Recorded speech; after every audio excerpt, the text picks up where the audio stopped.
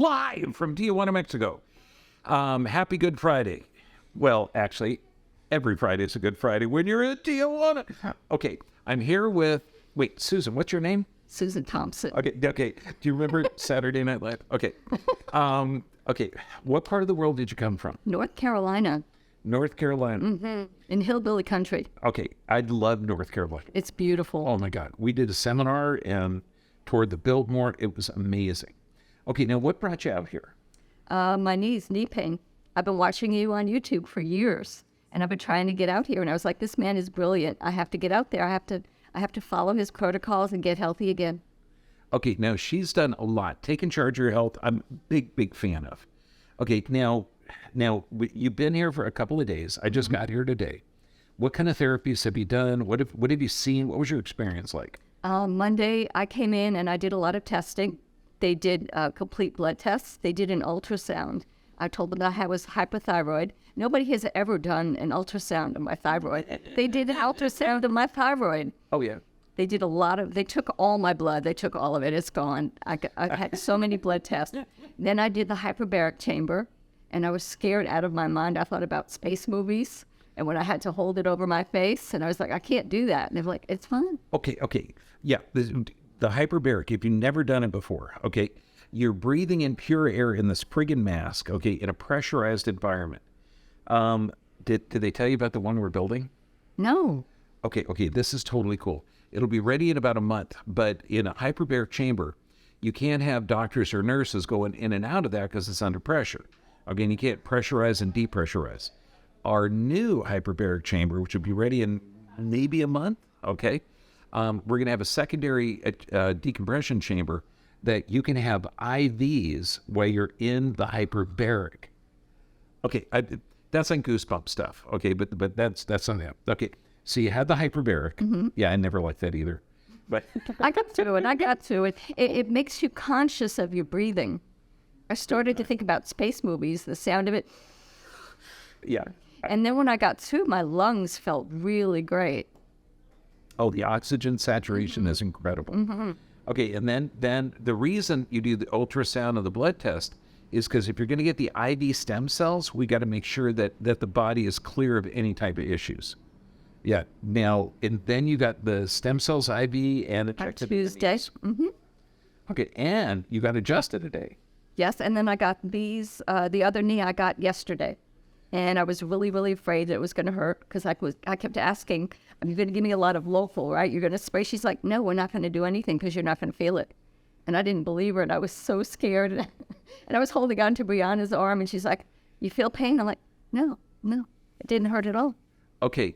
Dr. Sue is the one that does it, okay?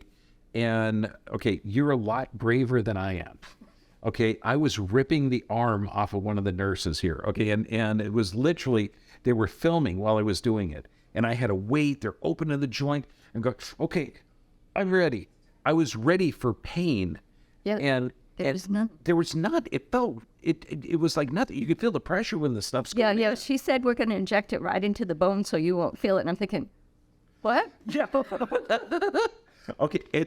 But did she show you the needle? Yes. Did she bend the needle? Yes. Okay, yeah. Oh, that bitchin', cool. I'm so glad. That part's cool. The needle is like the size of a hair on your head. Yep. And I was going to look like a hypodermic, but it was like moving, and I was like, that's cool. Yeah. So now, what'd you think of the whole process down here? I mean, you're coming from that far cold north place called America. Did you feel safe down here? Yeah. Yes. Bruno picked me up at the airport, and they didn't even look at my passport. They just waved us right on through, and I was at the hotel in like 20 minutes. And I got to the hotel, and the bellboy comes and gets me, and he, took me to my room, and we did all the paperwork, and I have a gorgeous room with a big bathtub, and took a nice hot bubble bath and called room service, and I was like, this is good. This is good. Yeah, it doesn't suck to be here. It doesn't. And I always felt safe. It was great. It was just great. Okay, now I had my first stem cells treatment on my knees. First night was absolutely miserable because I didn't know about about the compression. And then immediately after I got it, I did something I do not recommend. I got back in my truck and I spent 3 hours on the friggin' road. Remember you said that on one of your videos. Oh, God. The pain was, I didn't die, but I sure as heck wanted to. I mean, it was that bad. Okay, but you ended up doing it smart. You stayed here, you had the distraction and everything. And I had the ice, and I thought it would get to pain because it swelled. And it got almost to pain, and then it all came right back down. Beautiful. It was great. And then the next day, of course, it was hard to walk. And now today, this knee's fine. This knee's fine. But we just did this one yesterday, so now this one is a little sore. And hence, we're doing this sitting down. Okay. Because, I mean, I've got so much empathy when it comes to knee problems. Holy moly. Yeah. And my knees have been going downhill for like 10 years, and it just got so bad. I was like, I have to do something. And then COVID hit, and I couldn't get here. So now I'm finally here. Yeah, now we got the nerve scan, the blood analysis, everything. And the cool thing is, I mean, you're doing everything right. You know, you got the good diet, you got the exercise, you got everything going for you. Okay, now, what would you tell people out there that are, because you're not stuck in the medical system. You don't, okay, we're talking Peace Corps. Okay, this gal went to Africa, so she is an adventurer. So you're not a really good example of the average.